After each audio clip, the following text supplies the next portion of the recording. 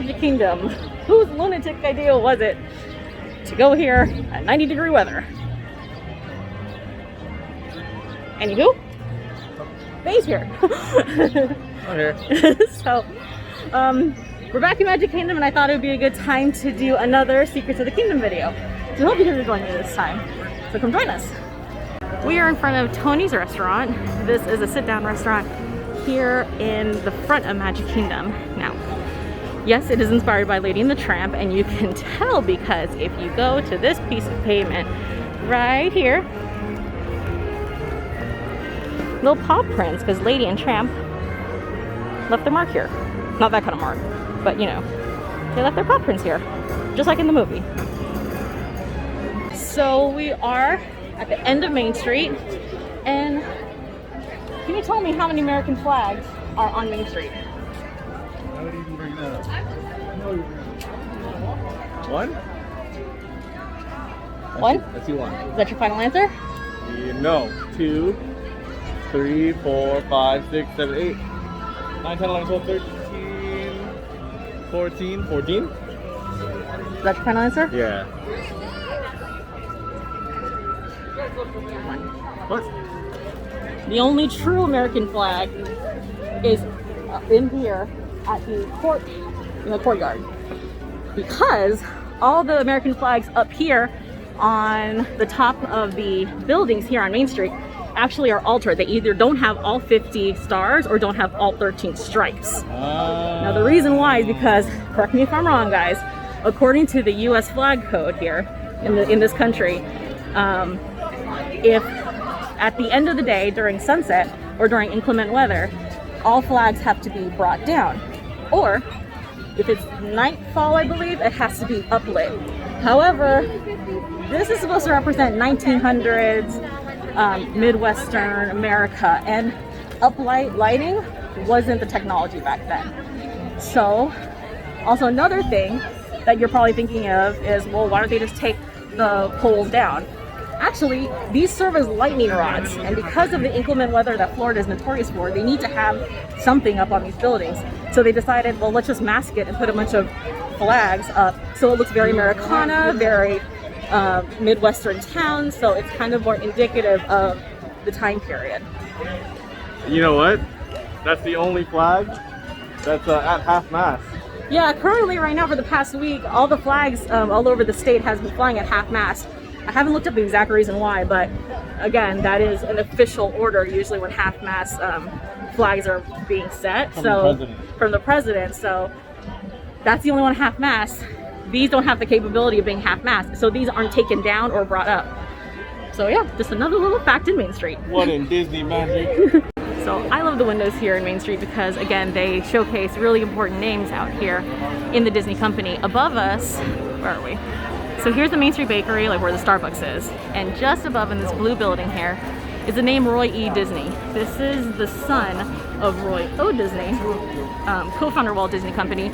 He was a senior Roy E. Disney, excuse me, was a senior member of the Walt Disney Company around the time that we kind of were watching Disney movies, what we know as the Disney Renaissance. So like Little Mermaid and Beauty and the Beast, Aladdin, and then the names of underneath it, Patty, it was Patricia's his wife, and then Susan, Timothy, Roy, Abigail, and I believe those are his names of his kids. Guys, the castle's getting another paint job. I think they're the roofs used to be more of like a, Like those. yeah, it kind of was more, it's hard to see on camera, but it's like, it was kind of more like a periwinkle indigo, and now they're going like full-blown royal blue. I'm trying to get a closer look because of the 50th anniversary, they're adding like, I don't know the exact word, is it? Those little ribbons and frills and stuff on the side of it. Let's grab a closer look.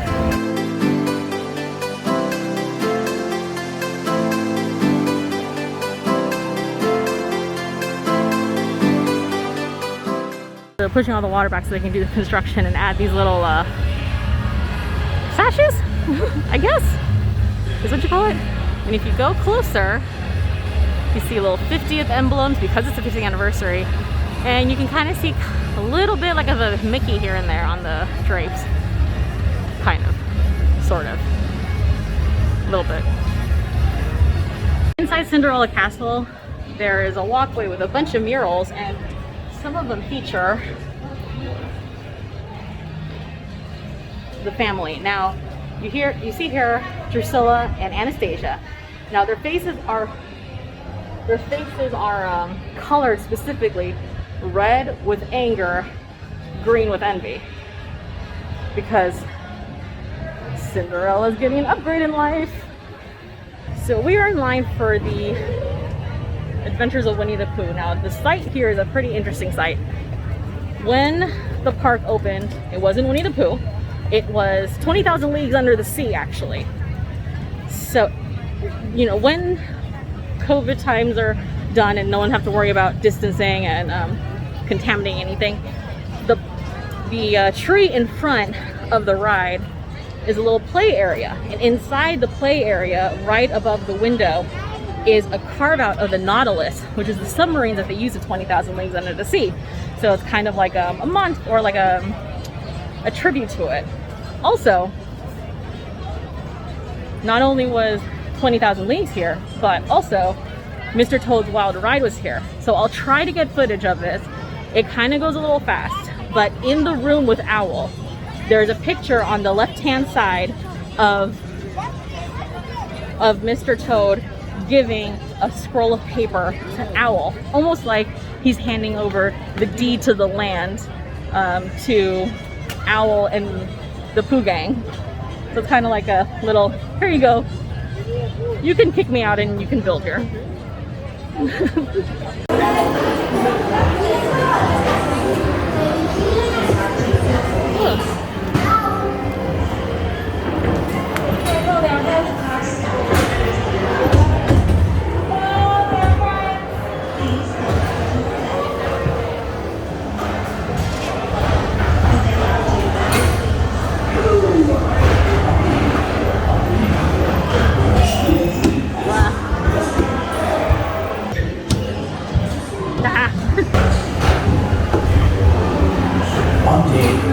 Acre wood, the east wind traded places.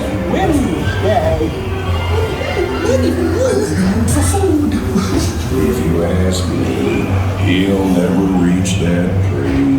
Why me? Why me? Oh dear, hang on tightly, Roo. Look, Mom, look, I'm a kite.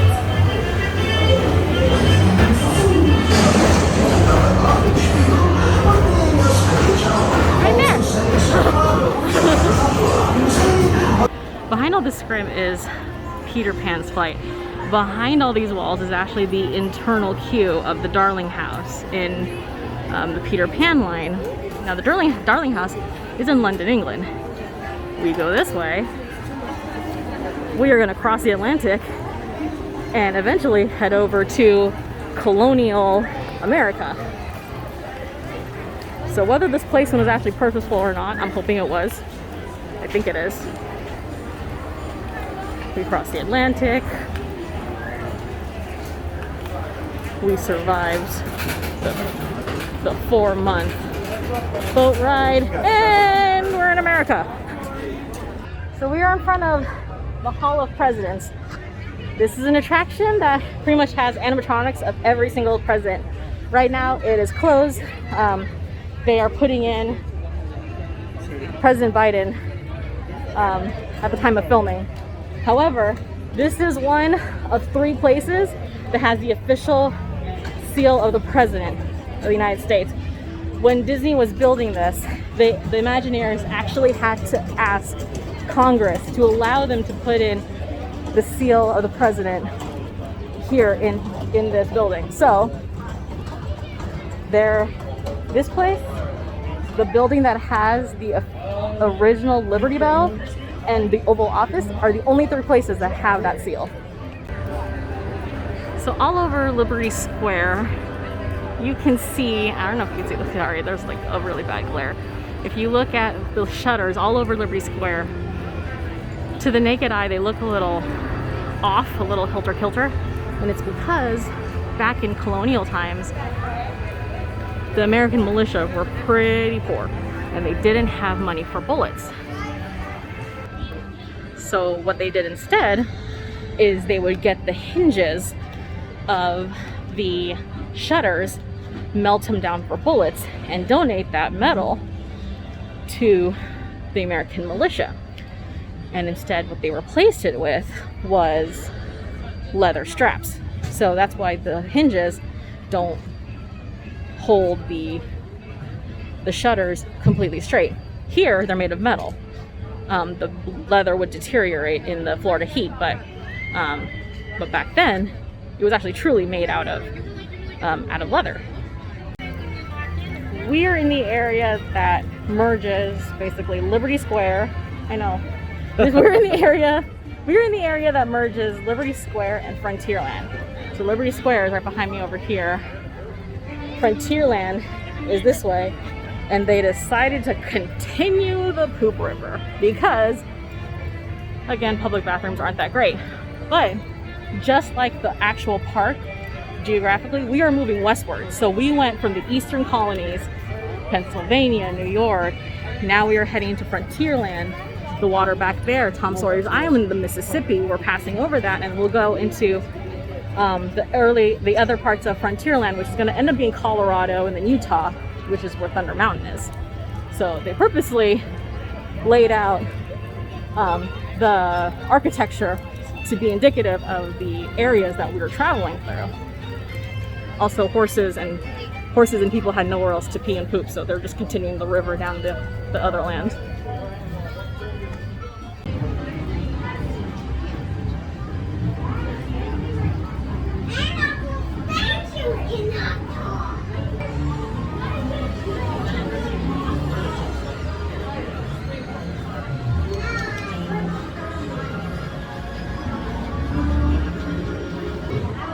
Last time I was here, I got the Cockamora float, and the coconut Dole Whip kind of started an addiction. So I'm so happy. They have the coconut and pineapple swirl version. They over here hanging out with the coconut. No, not coconut. Yeah, pineapple, right? The original. So, the original. The OG version. Yeah. But I'm basically gonna taste pina colada on a spoon, and it's gonna be amazing. Literally pina colada. That's good. Right? Okay. Right? I like the coconut. So Adventureland is kind of a generic adventure, kind of exotic area.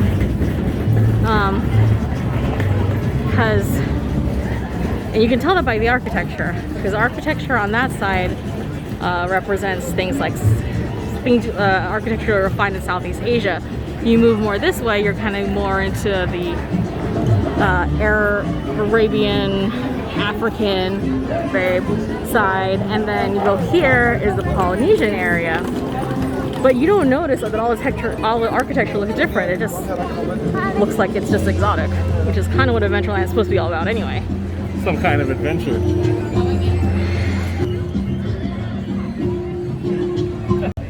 As you head towards the end of Frontierland, you'll hit the Disneyland Railroad station.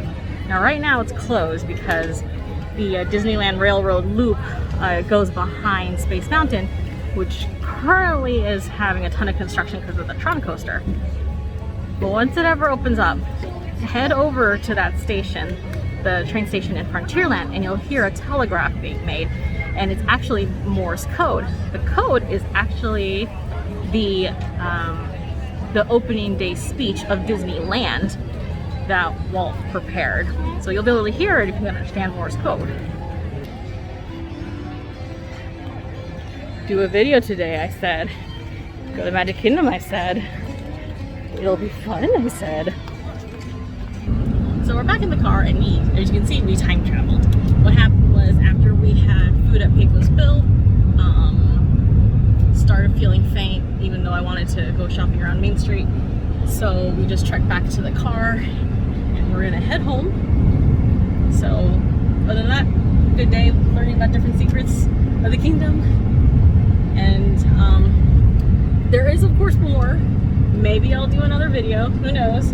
We have so much time till the 50th anniversary, which is in October. So until then, thumbs up if you like the video, subscribe if you want to see more, and I'll see you next time. Bye!